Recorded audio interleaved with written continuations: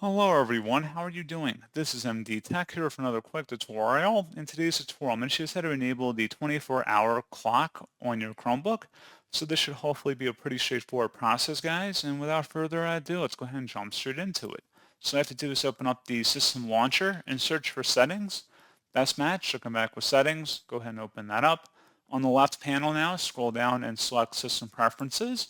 And then on the right side, going underneath date and time, select where it says use 24-hour clock. Click the oval to toggle to the right, and that's all you have to do. So pretty straightforward process, guys. And as always, thank you for watching. I do hope that was able to help you out, and I do look forward to catching you all in the next tutorial. Goodbye.